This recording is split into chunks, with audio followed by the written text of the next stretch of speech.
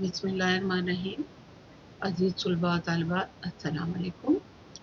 आज मेरा मौजू है शेरी इत्तलाह। अभी तक हमने आपके सामने उर्दू क़वायद में शायरी की जो बुनियादी बातें हैं वो आपके सामने बयान की, जैसा कि अतराफ़ सुखन है और सनाए बदाएँ हैं, इल्म बयान, इस तरह की बहुत सी अहम मालूमात आपको फराहम की।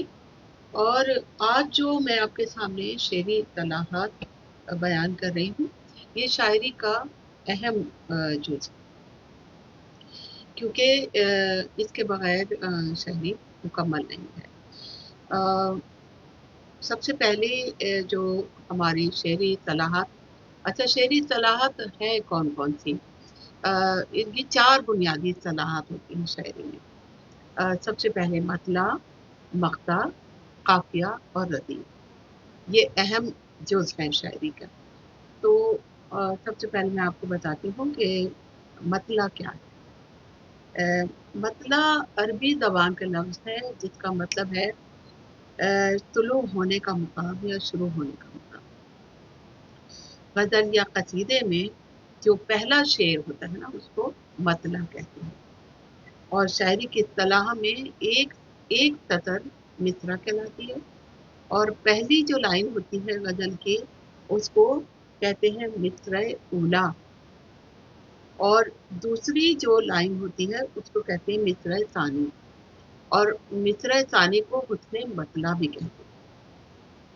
और जब ये दोनों मिसरे हम वज़न और हम काफ़िया होकर लिखे जाते हैं तो क्या कहलाते हैं? मतला कहलाते हैं। जैसे कि दिले नादां तुझे हुआ क्या है, आखिर इस दर्द की दवा क्या, यानी इसमें ये गज़ल का पहला शेर है, गालिब की गज़ल से लिया गया है, और गालिब की गज़ल का ये पहला शेर है। उसके बाद हमारे पास आ जाता है मक़ता। मक़ता जो है अरबी ज़बान का लफ्ज़ है जो क़ता से निकला है, और मतलब यहीं पर जैसे क़ता करते हैं ना, ख़त्म कर देते हैं, तो ग़ज़ल का जो एंड होता है वो मक़ते पर होता है, और ग़ज़ल या क़सीदे का जो आखिरी शेर होता है उसको मक़ता कहते हैं, और जिसमें के शायर अपना तख़ल्लुस इस्तेमाल करते हैं। तख़ल्लुस क्या है? तख़ल्लुस शायर का वो छोटा सा नाम होता है जो अपनी ग़ज़ल के आखिर में वो शेर में इस्तेमाल करता है। जैसे मसलन काबा किस मुँह से जाओगे गालिब, शर्म तुमको मगर नहीं आती। अब हम आ जाते हैं काफ़िये की तरफ। काफ़िया क्या? काफ़िया बहुत ज़रूरी है शायरी के लिए, क्योंकि इसके बगैर शायरी शेर जो है वो शेर ही नहीं है। तो काफ़िया क्या है? काफ़िया अरबी ज़बान के लफ्ज़ क़फ़ा से निकला, जिसके मायने हैं पीछे पीछे आने वाला, यानी पै दर पै आने वाला। काफ़िये की जमा जो है क़वाफ़ी है, और काफ़िया ग़ज़ल और क़सीदे के लिए बहुत ज़रूरी है। मसलन गुल को महबूब हम क़यास किया, फ़र्क निकला बहुत जो बात किया।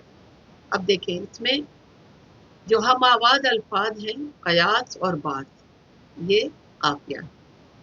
और काफ़िया कहाँ कहाँ इस्तेमाल किया जाता है? ये किसी ग़ज़ल या क़सीदे के पहले शेर के दोनों मिसरे, यानी दोनों मिसरों में होता है, फिर उसके बाद बाकी हर शेर के दूसरे मिसरे में हम आवाज़ अल्फाज वाले अल्फाज जो हम वज़न होते हैं उसको काफ़िया। तो आपको समझ में आया कि काफ़िया क्या है? यानी हम आवाज़ अल्फाज, जो भी शेर में हम आवाज़ अल्फाज इस्तेमाल किए जाएंगे वो काफ़िया कहलाएंगे। और काफ़िया हमेशा रदीफ़ से पहले होता है, रदीफ़ काफ़िये के बाद होती है। अब हम आ जाते हैं रदीफ़ के। रदीफ़ क्या है? रदीफ़ अरबी ज़बान का लफ्ज़ है जिसके मायने हैं घोड़सवार के पीछे पीछे बैठने वाला, घोड़सवार के पीछे बैठने। काफ़िये के बाद आने वाले अल्फाज, जैसे मैंने अभी पहले भी बताया, रदीफ़ कहलाते हैं। اصطلاح میں غزل اور قصیدے کے پہلے شعر کے دونوں مصروں میں ردیف ہوتی ہے، اور اس کے بعد باقی ہر شعر کے آخری جو یعنی دوسرا مصرع ہوتا ہے ہر شعر کا، اس میں ہو بہو یا تکرار کے ساتھ آنے والے الفاظ ردیف کہلاتے ہیں۔ اب دیکھیے اس کی مثال میں آپ کو کس طرح دیتی ہوں کہ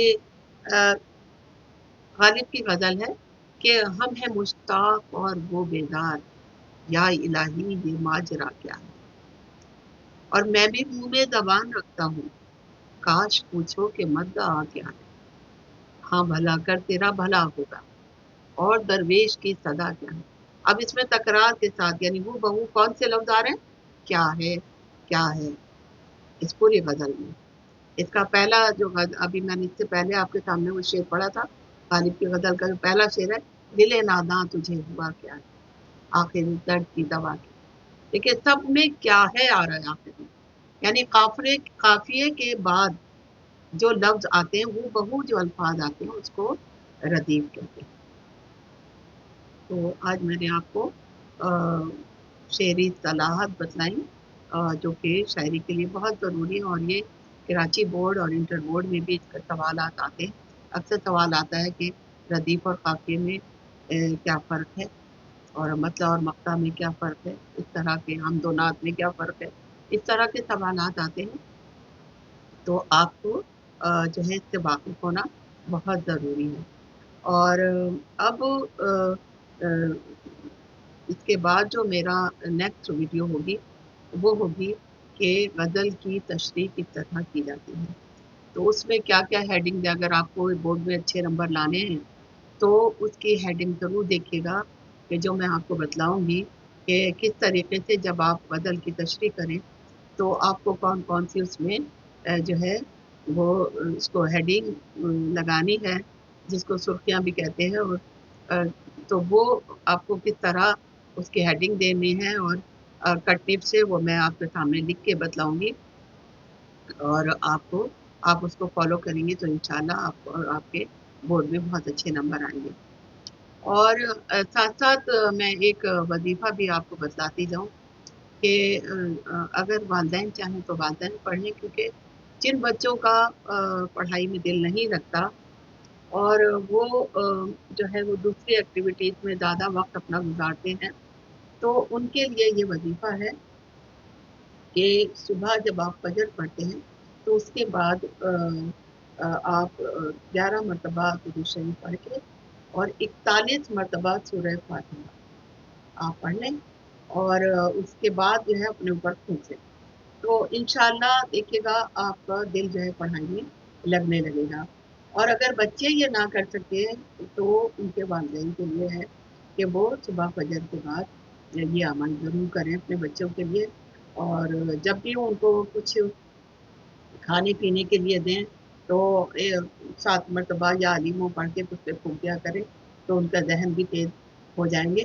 تو یہ ساتھ ساتھ جو ہے یہ بھی والدین کے لیے لازم ہے کہ وہ یہ عمل بھی کرتے رہیں، اور انشاءاللہ ان کے بچوں کو کامیابیاں ملیں گی اور ان کی اولادیں نیک اور صالح ہوں گی۔ تو بس یہیں پہ میں آپ کی یہ لیکچر کا اختتام کرتی ہوں، اور نیکسٹ ویڈیو جو ہے وہ آپ کو انشاءاللہ اگلے ہفتے تک ملے گی۔ تو اللہ حافظ۔